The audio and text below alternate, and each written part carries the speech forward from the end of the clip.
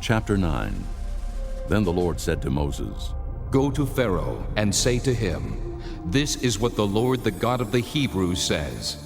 Let my people go, so that they may worship me. If you refuse to let them go and continue to hold them back, the hand of the Lord will bring a terrible plague on your livestock in the field, on your horses and donkeys and camels, and on your cattle and sheep and goats. But the Lord will make a distinction between the livestock of Israel and that of Egypt, so that no animal belonging to the Israelites will die. The Lord set a time and said, Tomorrow the Lord will do this in the land. And the next day the Lord did it. All the livestock of the Egyptians died, but not one animal belonging to the Israelites died. Pharaoh sent men to investigate and found that not even one of the animals of the Israelites had died. Yet his heart was unyielding, and he would not let the people go. Then the Lord said to Moses and Aaron, Take handfuls of soot from a furnace, and have Moses toss it into the air in the presence of Pharaoh. It will become fine dust over the whole land of Egypt, and festering boils will break out on men and animals throughout the land. So they took soot from a furnace and stood before Pharaoh. Moses tossed it into the air, and festering boils broke out on men and animals. The magicians could not stand before Moses because of the boils that were on them and on all the Egyptians. But the Lord hardened Pharaoh's heart, and he would not listen to Moses and Aaron, just as the Lord had said to Moses. Then the Lord said to Moses, Get up early in the morning, confront Pharaoh and say to him, This is what the Lord, the God of the Hebrews, says. Let my people go, so that they may worship me.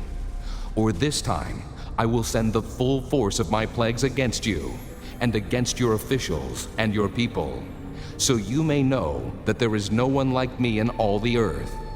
For by now I could have stretched out my hand and struck you and your people with a plague that would have wiped you off the earth. But I have raised you up for this very purpose, that I might show you my power, and that my name might be proclaimed in all the earth.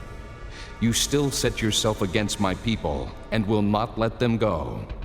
Therefore, at this time tomorrow, I will send the worst hailstorm that has ever fallen on Egypt, from the day it was founded till now.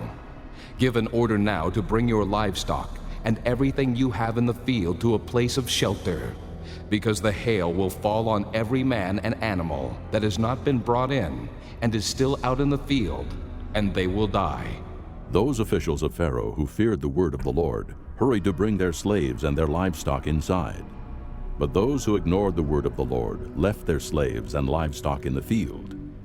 Then the Lord said to Moses, Stretch out your hand toward the sky, so that hail will fall all over Egypt, on men and animals, and on everything growing in the fields of Egypt. When Moses stretched out his staff toward the sky, the Lord sent thunder and hail, and lightning flashed down to the ground. So the Lord rained hail on the land of Egypt. Hail fell and lightning flashed back and forth. It was the worst storm in all the land of Egypt since it had become a nation.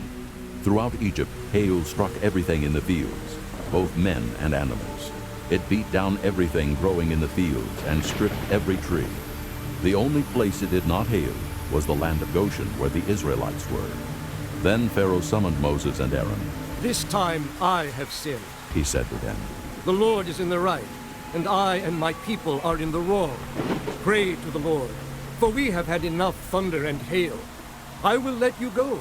You don't have to stay any longer. Moses replied, When I have gone out of the city, I will spread out my hands in prayer to the Lord. The thunder will stop, and there will be no more hail. So you may know that the earth is the Lord's. But I know that you and your officials still do not fear the Lord God. The flax and barley were destroyed, since the barley had headed and the flax was in bloom. The wheat and spelt, however, were not destroyed, because they ripen later. Then Moses left Pharaoh and went out of the city. He spread out his hands toward the Lord. The thunder and hail stopped, and the rain no longer poured down on the land. When Pharaoh saw that the rain and hail and thunder had stopped, he sinned again. He and his officials hardened their hearts. So Pharaoh's heart was hard, and he would not let the Israelites go, just as the Lord had said through Moses.